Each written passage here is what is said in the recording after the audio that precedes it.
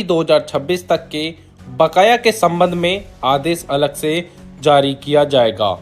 उन्होंने आगे कहा कि इस निर्णय से महाराष्ट्र में लगभग 5.16 लाख राज्य सरकार के कर्मचारियों और करीब 8.72 लाख पेंशन भोगियों को लाभ होगा।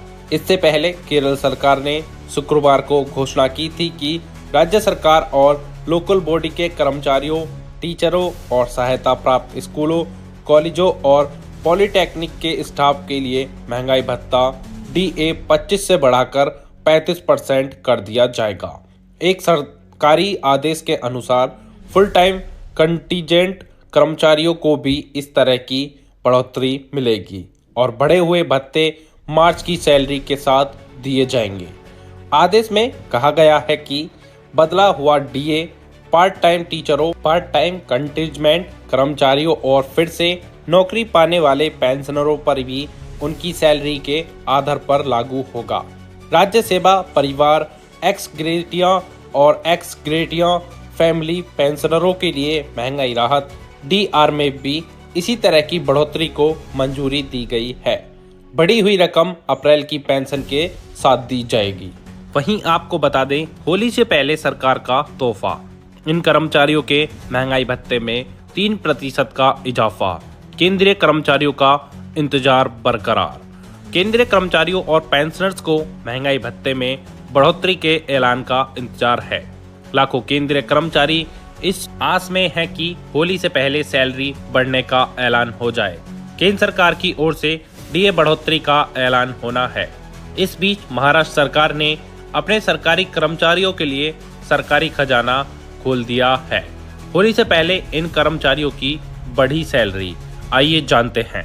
महाराष्ट्र सरकार ने सरकारी कर्मचारियों के महंगाई भत्ते में 3% का बढ़ोतरी कर दी है, जिसके बाद DA 58% हो गया है। यह बढ़ोतरी जुलाई 2025 से लागू होगी। बढ़ी हुई सैलरी इसी महीने से जुड़कर आएगी। वहीं जुलाई 2025 से लेकर जनवरी 2026 के बीच के एरियर भी मिलेगा। महाराष्ट्र के राज्य मंत्री आशीष जायसवाल ने कहा कि कर्मचारियों को बढ़ी हुई सैलरी का नकद भुगतान इसी महीने होगा। जुलाई 2025 से अक्टूबर 2025 तक का एरियर मार्च 2026 से दिया जाएगा। नवंबर 2025 से जनवरी 2026 तक के एरियर वितरण का आदेश अलग से जारी होगा। सरकार के इस फैसले से राज्य के 5.16 लाख कर्मचारियों और 8.72 लाख पेंशनर्स को इसका फायदा मिलेगा। महाराष्ट्र से पहले केरल ने अपने कर्मचारियों के महंगाई भत्ते में 10% की बड़ी बढ़ोतरी कर दी थी। आपको बता दें, केंद्रीय कर्मचारियों का इंतजार कब होगा खत्म, आइए जानते हैं। केंद्रीय कर्मचारियों के DA बढ़ोतरी का ऐलान अभी होना बाकी है। मौजूदा वक्त में केंद्रीय कर्मचारियों का महंगाई भत्ता 58% है। लेबर ब्यूरो के हालिया आंकड़ों के मुताबिक दिसंबर 2025 के लिए all India consumer price index AICPI 148.2 है। इसके आधार पर अनुमान लगाया जा रहा है कि महंगाई भत्ते में 2% की बढ़ोतरी कर उसे 58 से 60% किया जा सकता है। आइए जानते हैं 8वें वेतन आयोग की सिफारिशों का इंतजार कब लागू होगा या नई सैलरी स्ट्रक्चर, आइए जानते हैं। 7वें वेतन आयोग की समय सीमा 31 दिसंबर 2025 को खत्म हो गई है।